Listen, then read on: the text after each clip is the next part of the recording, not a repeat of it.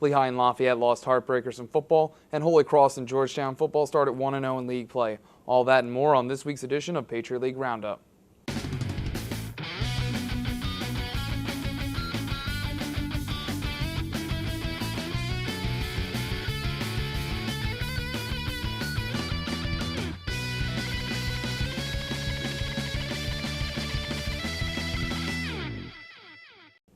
Welcome to Patriot League Roundup, your home for Patriot League scores and highlights. I'm Jimmy Johnson. It was the first weekend of league play in football, but before we get to that, let's get to the big game of the weekend. Number 14 Lehigh taking on number 13 New Hampshire. The Mountain Hawks were fired up for Saturday's top 25 game, and if they only knew how exciting it was going to be. Right away on the first drive, Kevin Decker, who accounted for 5 touchdowns Saturday, fakes the handoff and runs the bootleg into the end zone for the 7-0 lead. Lehigh tied it up 3 minutes later with Zach Barquette running a screen pass in from 26 yards. Barquette was on the receiving end of another Chris Lum touchdown pass 5 minutes later, giving the Mountain Hawks a 14-7 lead. But no lead was safe in this game. Decker, again scrambling from the pocket, spins his way toward the end zone to tie it at 14-14 early in the second quarter. Lehigh answered with Lum connecting on a 12-yard touchdown strike to Ryan Spadola. Decker responded with a touchdown pass of his own, rolling out and finding Joey Orlando for the 17-yard touchdown for the start of a 24-0 run by New Hampshire. The Wildcats added a field goal before halftime, and Orlando returned a punt 56 yards, weaving across the field for the 31-20 lead early in the third. After a Lum interception, Decker found a wide-open R.J. Harris to make it 38-20 with 11:51 left in the third quarter. That's when Lehigh mounted its own comeback. Lum finds Jake Drawl for a 10-yard score on the slant, and early in the fourth quarter, Lum rolls to his right, dodges a defender, and threads the needle to Keith Sherman to cut it to 38-33. 7 minutes later, Lum and the Hawks are in the red zone again, and Drawl snags a short pass and shakes the defender to give Lehigh a 41-38 lead. New Hampshire kicked a field goal to force overtime, and on the first play of the extra session, Decker connected with Orlando for this 25-yard game-winning score. Lehigh had its chance in overtime, but on 4th and 7, Lum tosses a desperate pass toward the end zone only to be picked off by Kyle Flemings. Lum finished with 401 yards passing and 6 touchdowns. Drawl caught 11 passes for 142 yards and 2 scores, while Zach Barquette had 10 catches for 84 yards. Orlando finished with 220 all-purpose yards and 3 scores. Off to Lewisburg, Pennsylvania, where the Bucknell Bison were looking to improve to 2-0 as they host Marist on Saturday.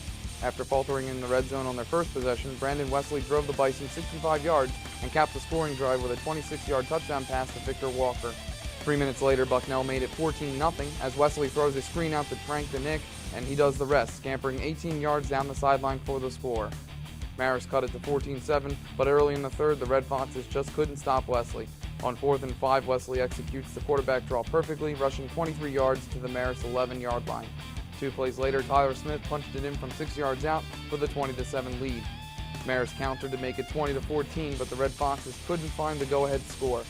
Josh Edom powers through the line to record one of 3 Bison sacks on the day to end this drive, and on the next Marist possession, Robert De La Rosa strips Attic Lewis, and Samuel Oyokoya recovers it, setting up the Bison on the Marist 35-yard line.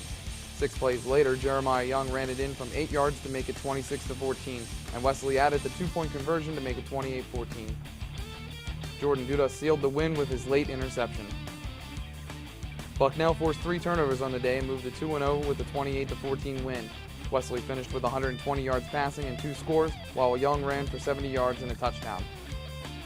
In other Patriot League action, Holy Cross led 30-0 at the end of the third quarter en route to a 37-7 win over Colgate in their league opener.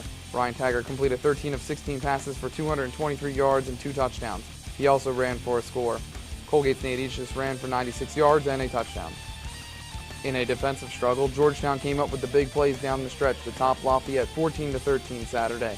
Isaiah Kemp threw a 13-yard touchdown pass to Max Weisenegger to put the Hoyas in front with 6:09 left, and the defense forced a fumble with Lafayette driving deep into Georgetown territory with 1:10 left to play. Kemp finished with 196 yards and 2 scores.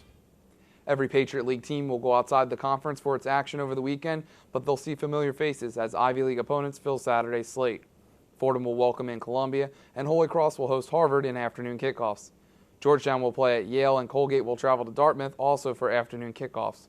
Bucknell will visit Cornell, Lafayette will go to Penn, and number 16 Lehigh heads to Princeton for a 6 p.m. start. The Lafayette-Penn matchup enters its 88th rendition. The series between the conferences has been very tight since the formation of the Patriot League in 1986, with the Ivy League holding a slim advantage with 233 wins, 213 losses, and 3 ties. The leagues will square off 16 times this season. In women's soccer, Navy is off to a 5-2-1 start after a strong showing at its own invitational in Annapolis, Maryland. Navy easily defeated Bryant 5-2 in the opening game Friday, but needed some late-game heroics to win against Davidson on Saturday. After a scoreless regulation, Davidson's Rachel Barnett controlled this long serve for a breakaway, but Navy's Kate Herron stormed back and made a perfect tackle to kick the ball away from Barnett. The two gave chase to the loose ball, and again Herron won the race, kicking it out of bounds. Shortly after that, it was Navy's Paloma Perez with a similar opportunity streaking up the right side, but her strike on goal was punched away in an amazing save by Rachel Locke. The ball went out for a corner, and Herron sent a low liner into the box where Jade Seabrook directed it out to Rachel Hunter for her left-footed riser that won it in the 95th minute. Here's how the standings look as we enter the 4th week of play. Both Lafayette and Army are atop the standings at 4-1, with the Black Knights also carrying 2 ties. Navy is 3rd, and Colgate also has 4 wins. Colgate continued its strong play in men's soccer last week, picking up 2 wins in a tournament at Vermont, improving to 4-0-1 on the season. The Raiders, behind 2 goals from Stephen Miller, defeated Vermont 1-0 and New Hampshire 2-1. His goal against Vermont came in the 89th minute. There are 11 matches set from Friday through Sunday during the final weekend before league play opens on September 24th. In women's volleyball, after dropping 2 out of 3 on the West Coast 2 weekends ago, Army dusted off itself and took 3 out of 4 at its own West Points Challenge to improve to 7-3 on the season. For the highlights from the Black Knights matchup against Marist, let's go to Army's Rick Johnston. After picking up her 100th career victory earlier in the day, head coach Alma Cavacci led the Army volleyball team against Marist. The match would be the final one of the 2011 West Point Challenge. In the first set, Ariana Mankus would give Army their first lead on back-to-back serves. Throws this one about 10 feet in the air and smashed it over with the right hand, and an ace for Ariana Mankus, giving a fist pump with that left fist. So the junior will rise and serve again.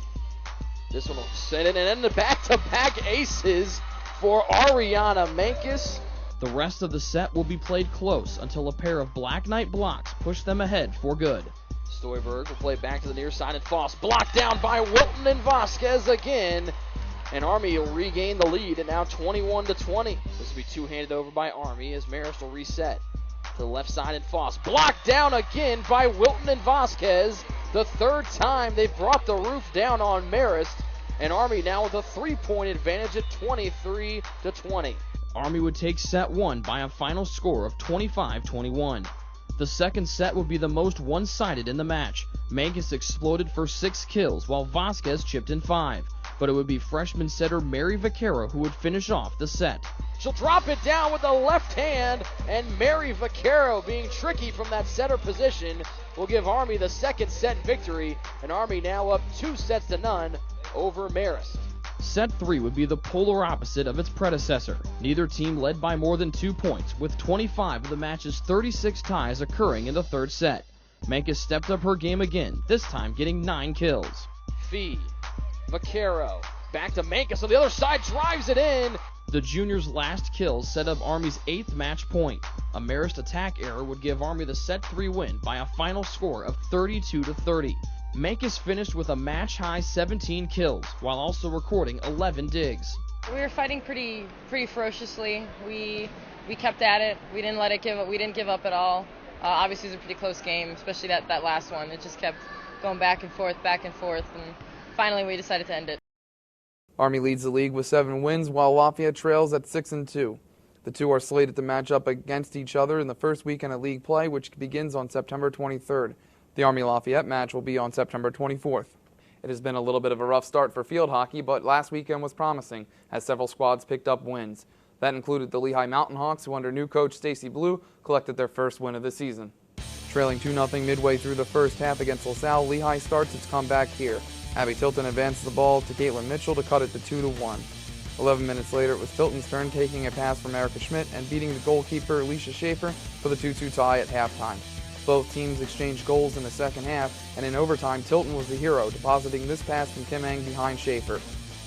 Tilton finished with 2 goals and an assist in the 4-3 win, and Eng had a goal and an assist. Lehigh keeper C.R. Seeger made 14 saves. Bucknell, Holy Cross, and Lafayette also recorded their first victories of the year last week.